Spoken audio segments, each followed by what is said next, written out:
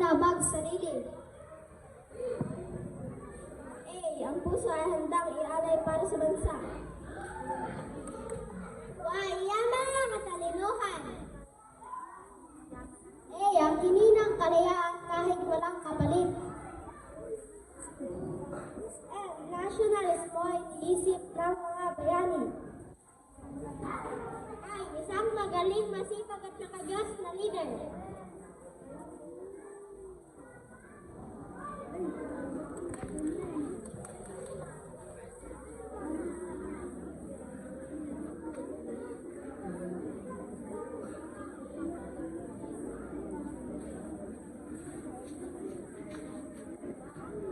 Lapu-Lapu. Si Lapu-Lapu ang kauna-unahang bayaning Pilipino.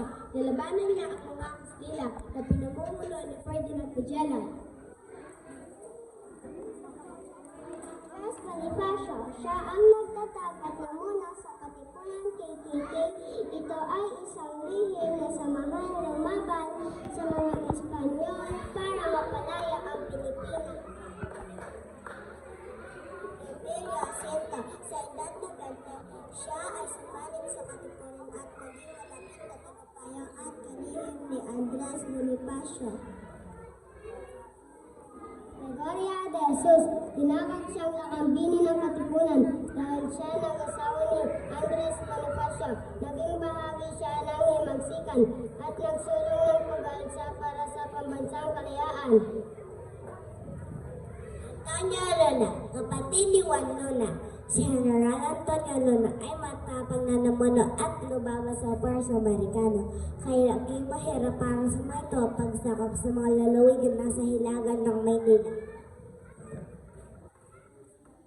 Juan Luna, kilala sa buong mundo bilang sa pinakakilalang alagad ng siligdan sa kanyang obrang master. Lalo-lalo na ang Polarium. Siya ay naging aktivista sa panahon ng Revolusyon. Gabriela Silang, kinilala siyang Joan of Arc ng Ilocos nang mamatay ang asawang si Diego. Pinagpatuloy nila ang pamumuno sa mga Pilipinong revolusyonaryo. Diego Silang, namula siya sa kisang revolusyonaryo laban sa mga Espanyol. Ngunit siya ay pataksi na pinatay ng kanyang mga kaibigan noong siya ay 33 taong gulang lamang. Jose Rizal, Jose Protasio Rizal Mercado y Alonzo Realonda. Hindi siya gumamit ng gulok sa pakikilaban, sa halip ay gumamit siya ng kanyang panulat na naglathala ng 2 aklat na nagbukas sa mata ng mga Pilipino sa pagmamalabis ng mga Espanyol.